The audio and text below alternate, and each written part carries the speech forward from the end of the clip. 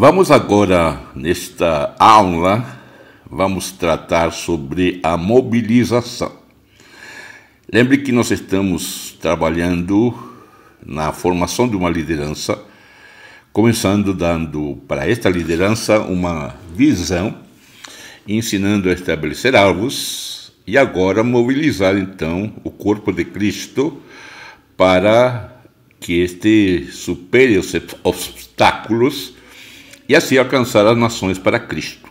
Então, cabe agora então tratarmos a questão da mobilização.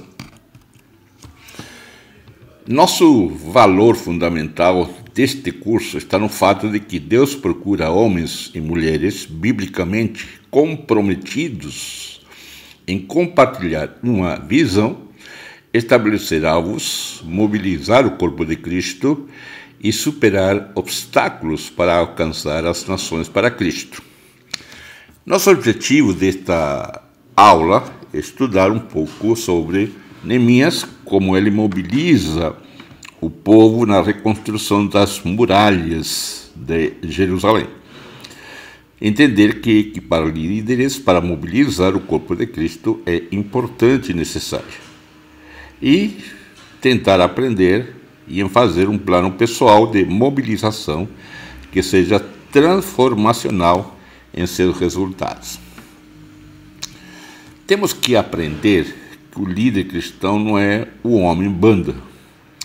Na minha cidade, onde eu venho, Santiago do Chile, este indivíduo é muito famoso, ele faz realmente malabares com essa maneira de cantar, tocar tanto o violão, um bombom, e enfim, tem ele vários instrumentos que a gente, quando criança e adolescente, admirava muito. E muitas vezes este homem-banda aparece na igreja cristã.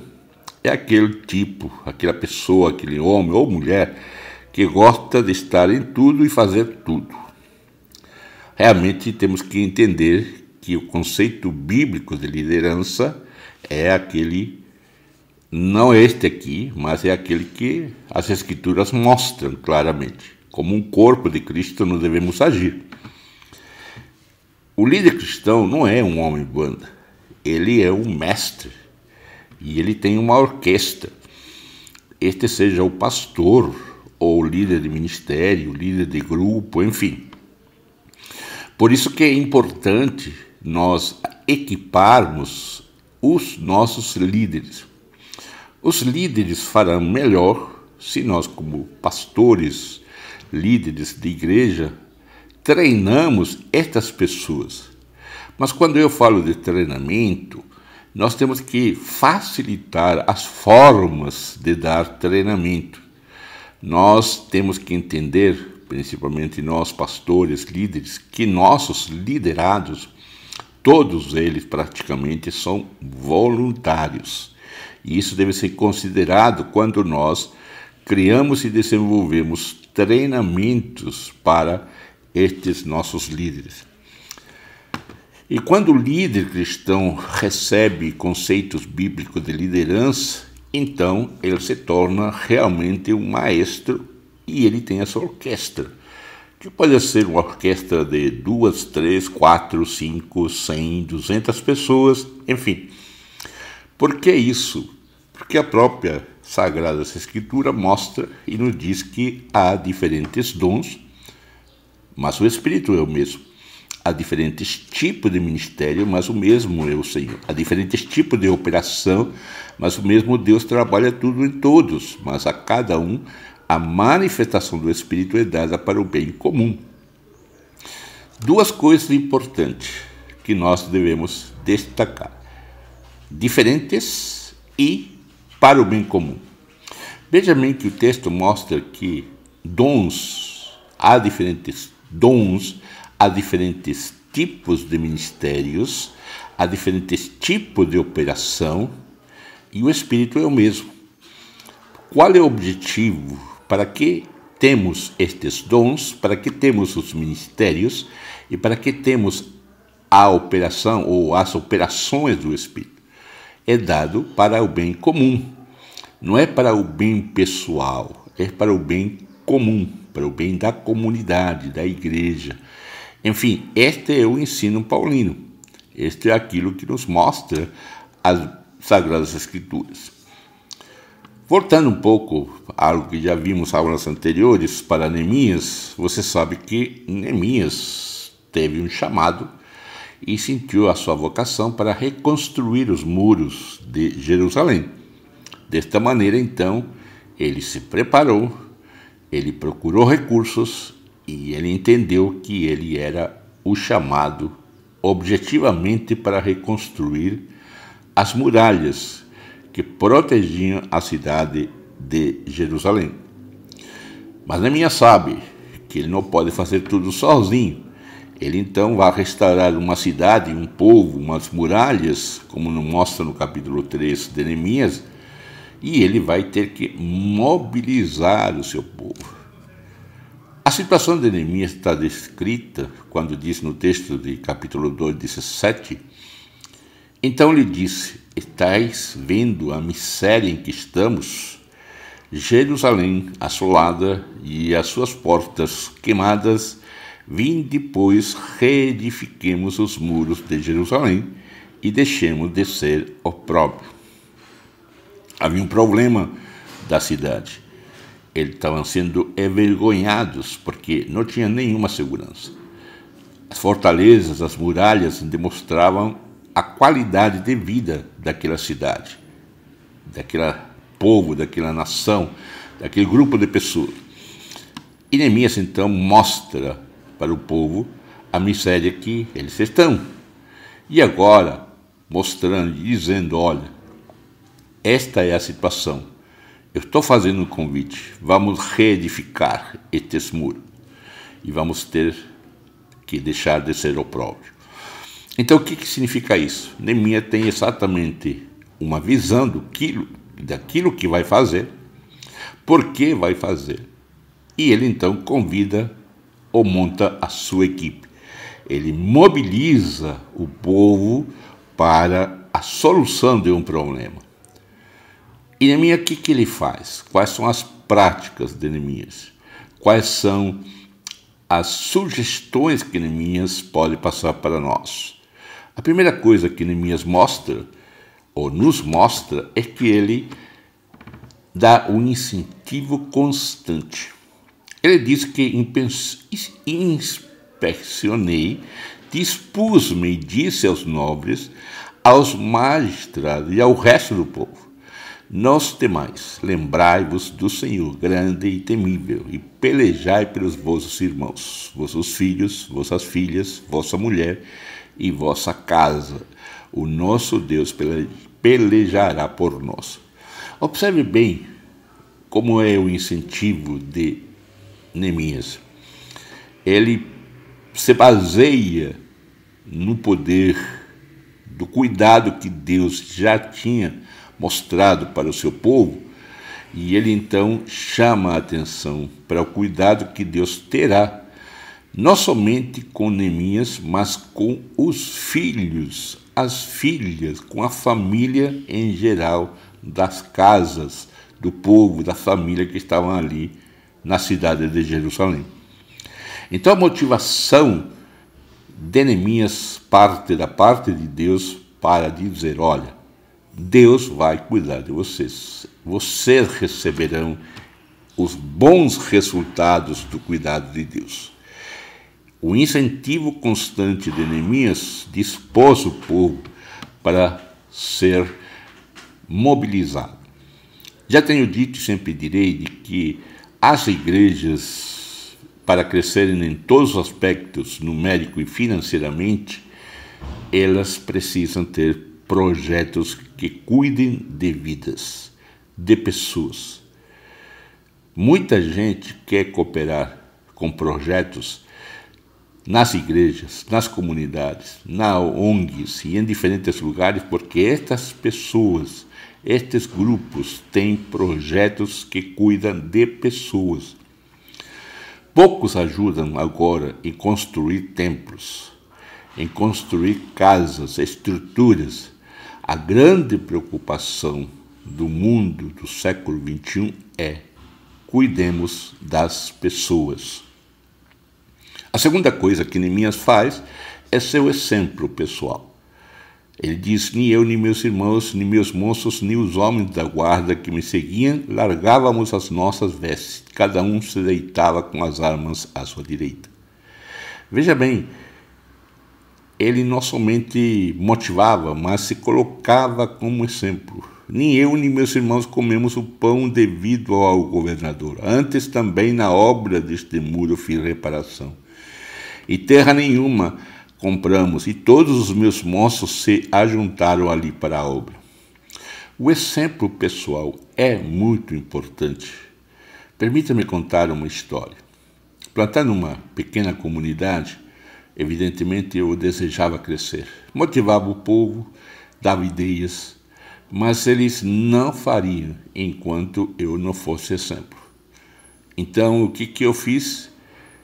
Criei um modelo ou uma atividade que mostrasse como fazer, o que poderia ser feito.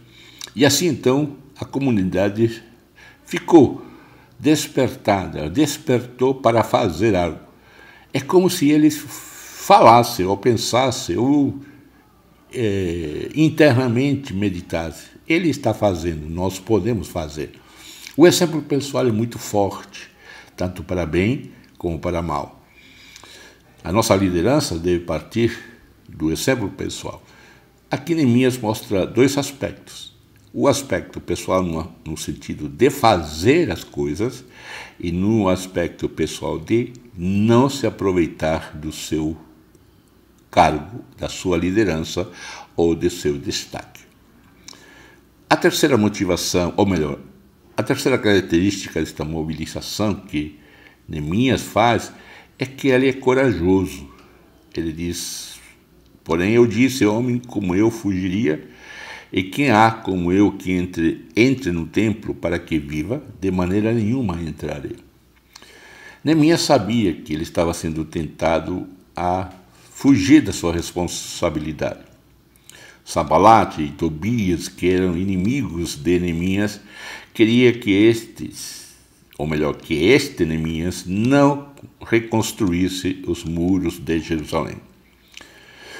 Porém, Neemias sabia que ali reconstruir os muros era a vontade de Deus. E ele sabia que esse era o plano de Deus. Por isso que ele decidiu, então, fazer e não aceitar o desafio que Tobias e Sanbalate faziam para ele, de celebrar, ir ao templo ou conversar com ele. Ele disse: eu estou fazendo uma grande obra. Por que eu fugiria? Por que eu desceria para conversar com vocês? Neemias, então, mostra a sua coragem, enfrentando as adversidades, os obstáculos que aparecem sempre nos nossos projetos.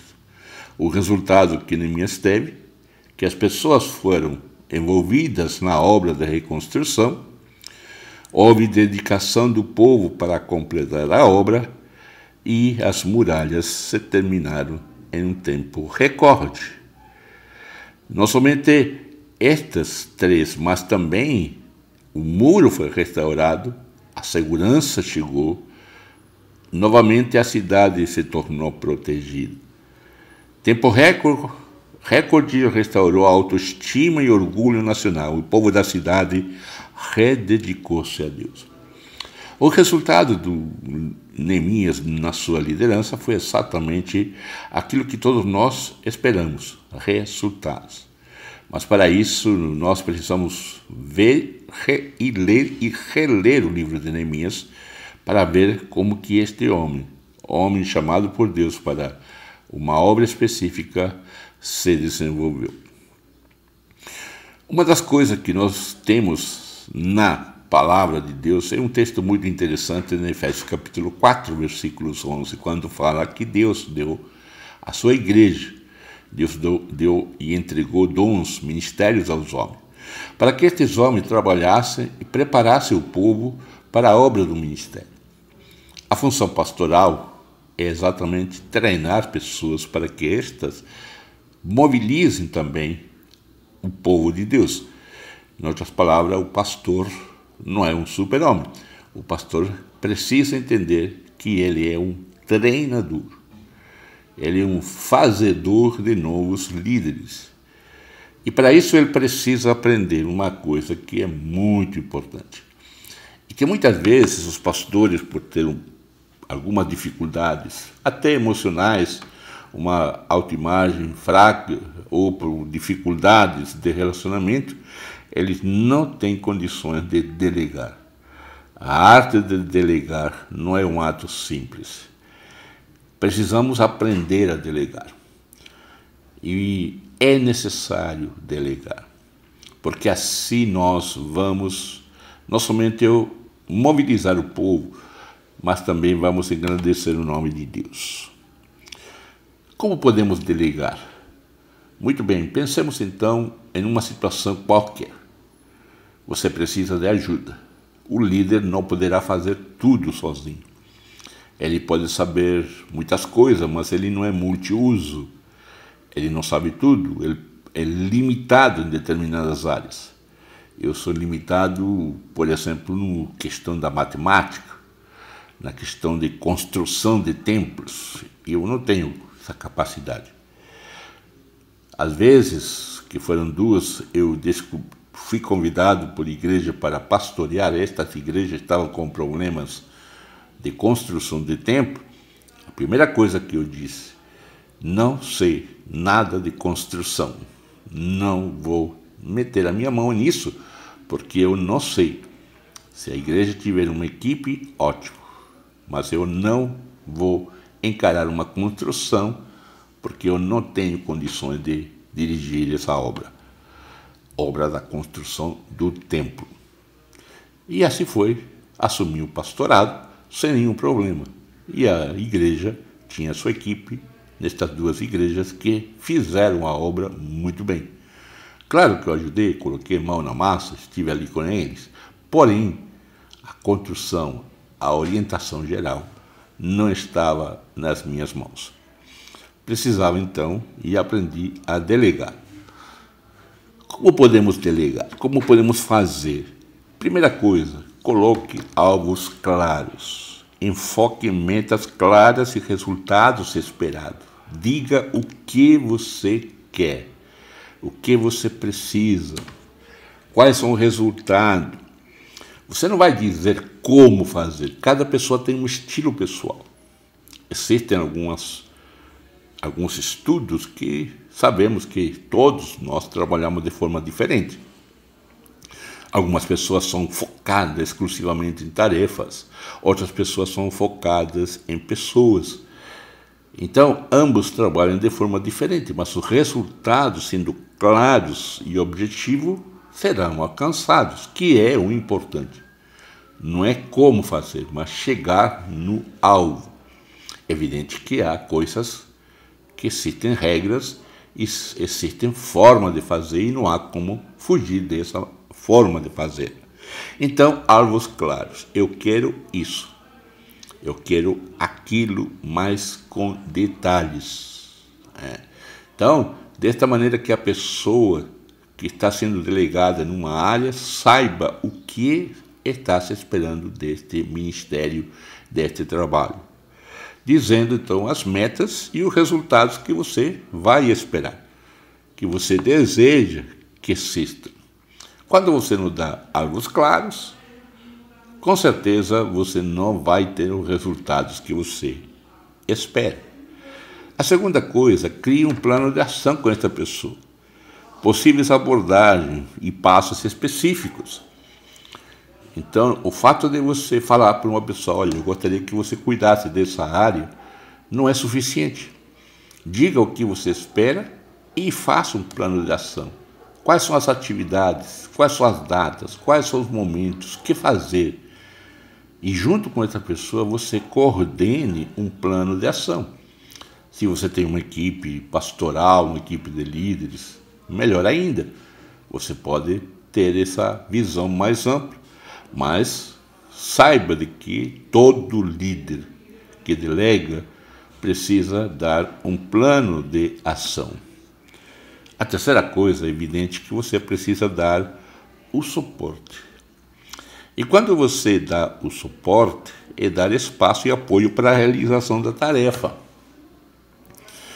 Então, a pessoa que está com a delegação de fazer algo, você vai dar o suporte financeiro, suporte de tempo, apoio, aprovação, conversar o que está acontecendo e nunca repreender, principalmente em público.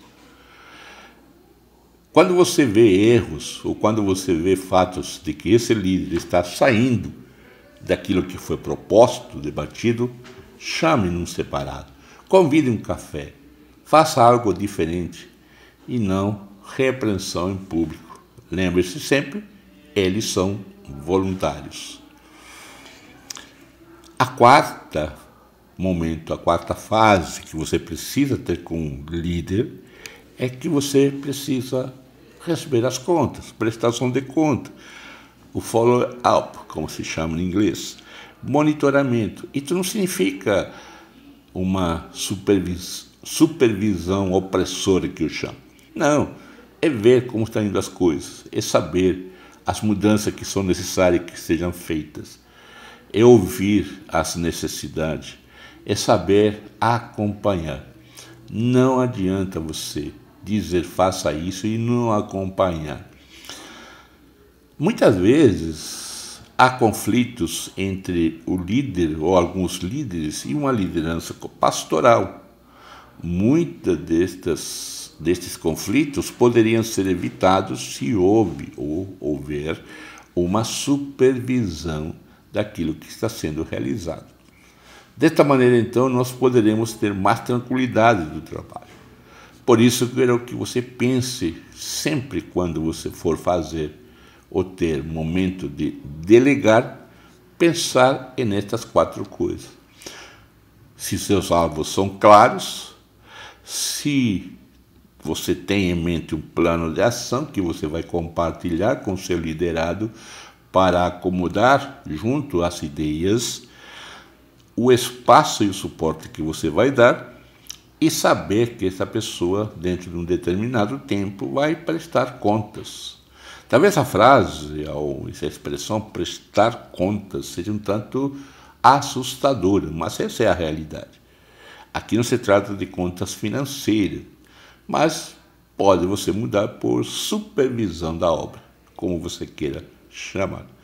E desta maneira, então, você pode se colocar um quadro de autoavaliação, colocando, número 1, preciso melhorar, 2, estou bem, e 3, estou muito bem ou excelente. Quando você chama uma pessoa para trabalhar com você, eu pelo menos tenho uma caminhada para colocar esta pessoa em destaque ou fazer parte da minha liderança. E eu chamo o triângulo da mobilização para uma pessoa que pode valer também para a igreja ou para a comunidade. O que eu faço? Primeira coisa é que eu chamo a pessoa para conversar com ele. Eu chamo essa pessoa, convido, tomo um café, passeio, sorvete, não sei. Convidar essa pessoa, fazer um pouco de amizade, ouvir antes de convidar. Também você vai descobrir, como eu descobri com um querido irmão, em uma determinada igreja, que ele, no primeiro café, ele já me disse: pastor, eu não quero mais trabalhar na igreja do jeito que eu trabalhei. Eu estou cansado. Eu sei que o irmão me chamou para ver o que eu posso fazer. Não quero fazer nada. Não quero fazer coisa alguma. Eu estou cansado. Preciso atender às minhas necessidades. Eu entendi e deixei esse irmão parado por muito tempo. Ele ajudava, muitas vezes ajudou, mas nunca eu convoquei para assumir uma função. Então ele, no seu tempo, na sua boa vontade, ajudava quando podia, livremente, e nunca tive problemas. Então, a primeira coisa é convidar pessoas, fazer amizade.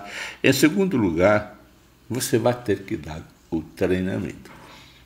Ou melhor dito, você vai mostrar o que você espera dessa dessa obra, desse ministério que você está entregando.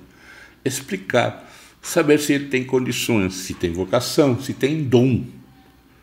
Porque muitas vezes nós podemos nos enganar com as pessoas. Eu me lembro que eu conheci uma professora de escola pública que, quando ministrava a escola bíblica dominical, ela via as crianças desaparecerem, porque ela era professora. Era uma professora na escola pública e esse modelo de escola pública queria aplicar na igreja. Só que na igreja nós temos as crianças de forma voluntária. Também, ela entende igual que os pais. Mas quando eu tinha uma irmã que tinha esse dom de atrair as crianças adoravam aquela professora, que não era uma professora profissional. Então nós temos que ter cuidados quando convidamos pessoas e damos treinamento. Precisamos descobrir as habilidades e dons dados por Deus.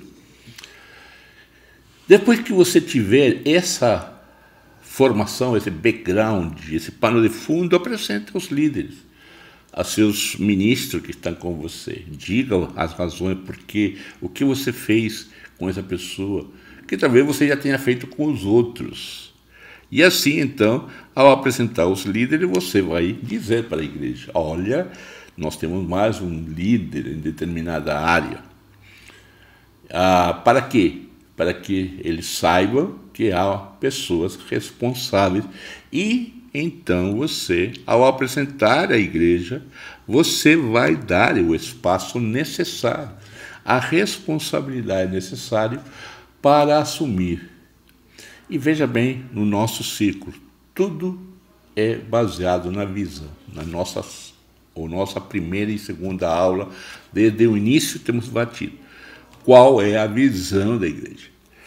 Então, baseado nessa visão, todos os seus líderes estarão sob a mesma batuta, sob a mesma mobilização. Isso eu chamo de triângulo da mobilização, quando você libera a pessoa, então, para mobilizar, ajudar você a cumprir, então, a visão da igreja, que é mobilizar e ganhar as nações para Cristo. A minha pergunta é: você tem um triângulo? Não precisa ser igual ao meu, mas você pode criar na sua comunidade, no seu ministério, um processo de como formar liderança. É isso que nós temos que aprender. Como formar liderança. Creio que na aula anterior eu já disse, afirmei que, para mim, a qualidade da igreja se mostra através da formação de líderes. E agora digo que a quantidade da igreja se mostra nos cultos dominicais aos domingos à noite, onde todo o povo, 50, 100, 200, 1.000, 4.000 pessoas estão presentes. Então, se você quer um crescimento, como eu quero um crescimento de igreja com qualidade e quantidade, tenha um triângulo, porque a qualidade e a quantidade começa com a liderança. E a quantidade, então, de membros, de convidados, de visitantes, de amigos, de companheiros, enfim, preencherão aquele templo. Porém, essa é a quantidade. E a qualidade será dada pelos ministros, pelos líderes que cuidam, junto a você, desse rebanho do Senhor ou dessa igreja. Porque Deus procura homens e mulheres que mobilizem pessoas para estabelecer o reino de Deus sobre a terra. Não é somente para levar para o céu. É para que o mundo conheça o Evangelho e a nossa sociedade seja transformada pelo poder do Evangelho de Jesus. Que Deus te abençoe muito na sua liderança e que você possa realmente mobilizar a sua comunidade, independente do número que ela tenha, mas que seja mobilizada para estabelecer o reino de Deus e na pregação do Evangelho de Jesus na face da terra. Que Deus te abençoe e um grande abraço e nos encontramos na próxima aula.